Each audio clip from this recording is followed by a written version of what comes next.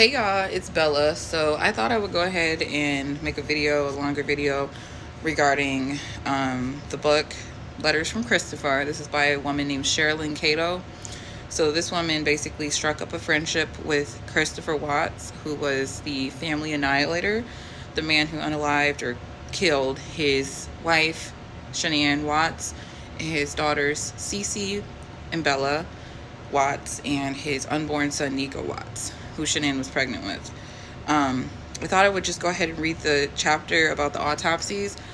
This is going to be chapter 21 from the book, so it's going to be a little bit graphic, so viewer discretion is advised. If this is triggering for you, I do apologize.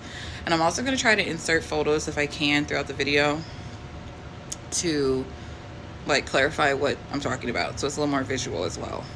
So make sure y'all subscribe, hit that like button, and subscribe for more content. So we are on chapter 21, and it is titled The Autopsies. I'm also reading it on my iPad, so yes. The following is not the full autopsies. It's the observations of the autopsies. On Friday, August 17th, 2018, at approximately 10 o'clock a.m., 2 CBI agents, along with several others, gathered for the autopsy of Shanann, Bella, and Celeste Watts. The autopsy was done at the McKee Medical Center, which is located in Loveland, Colorado.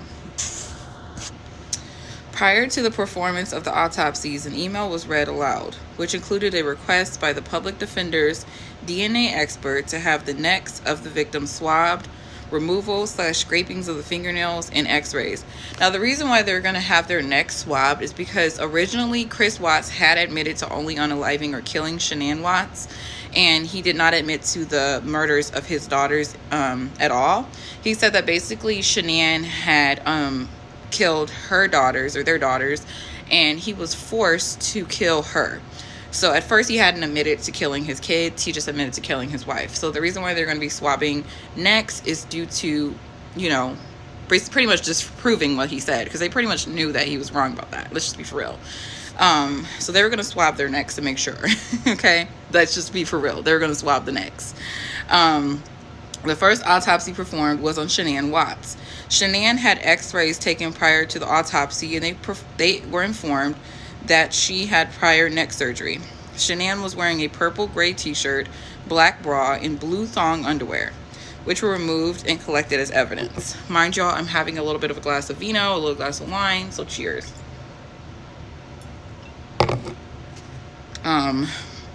Shanann appeared to have a large amount of skin slippage in her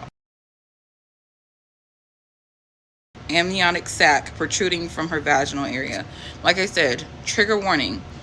I have a TikTok channel. I cannot post this on TikTok due to the violations you would get from posting this, but trigger warning. All the most. Trigger warning, please.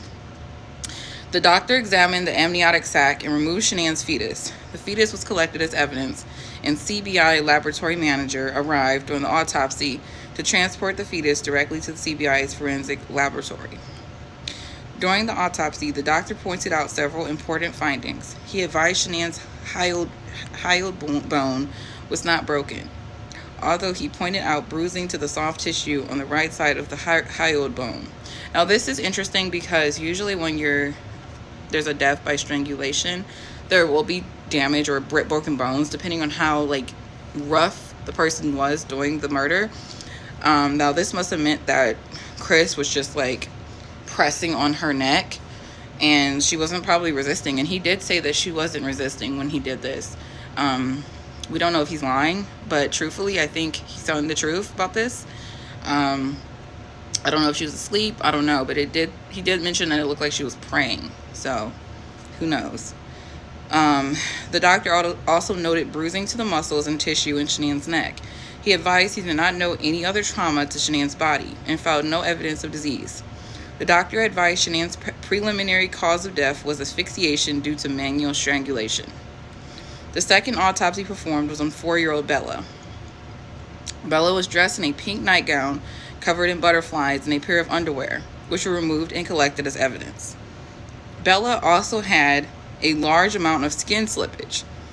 Now, as you know, he put his daughters, Bella and Cece, into oil wells. He worked at an oil well in Anadarko in Colorado that morning, and basically he was going to be in a remote location far away from anyone else.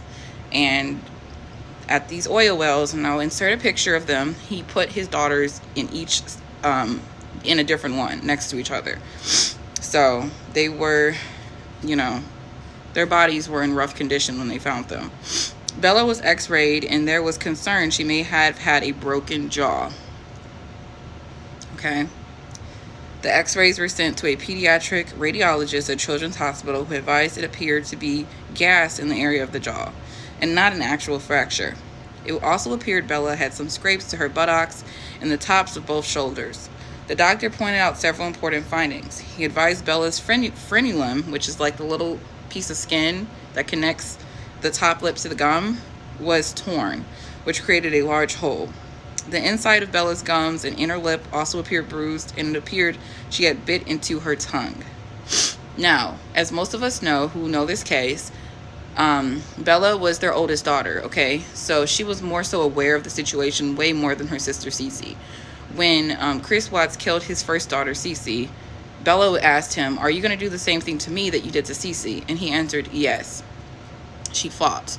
He said she fought more than any of the other victims did. He said that she put on a fight, she fought, she screamed, she pushed, she did everything she could. Poor baby. Like, truthfully, as a mom, I cannot imagine that. I would literally I would lose my mind. I would wear an orange jumpsuit, okay, at this point. I really would.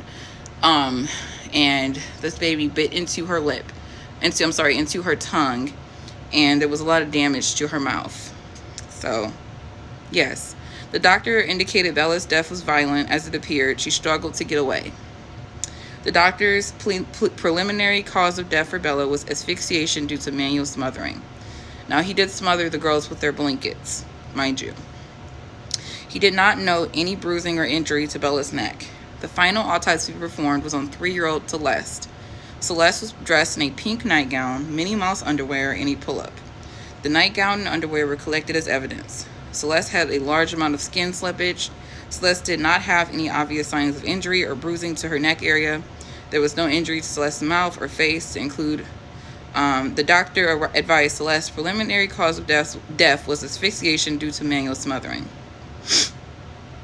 Now, there's a lot of controversy that Celeste might have still been alive when she was put inside of the oil well, due to there might have been some oxygen inside of her lungs.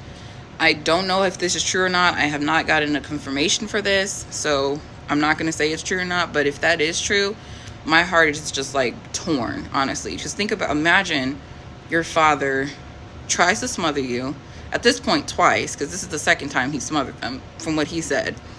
And, you know, it didn't work the second time, and then he puts you in the oil well and you're still alive. Can you imagine that? Like, come on now. Unreal. Now, simultaneously, investigators learned that the GPS on Christopher's work truck showed he had driven to an oil battery known as Survey 319 in Rogan, Colorado on the morning of August 13th. The definition of sane is being of sound mind, not mad or mentally ill. Able to think/reason clearly, lucid, clear-headed, rational, coherent, balanced, well-balanced, stable, normal. Christopher does not fit the description of a sane person with what he did. Okay, so that's basically the chapter about the autopsy.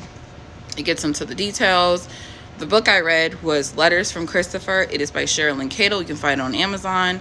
If y'all want me to do more of these, let me know. I truthfully do like looking into true crime. This is a case I do know a lot about. So yeah, make sure y'all like, comment, subscribe. Thank y'all for watching. If you have any questions, leave them in the comments and I'll be sure to reply. I'm going to try to go through all my comments this week. And also, thank y'all for 1,000 subscribers on here. I truly appreciate it, truthfully. And if y'all coming from TikTok, thank you. I love you guys. You have a great day and take care.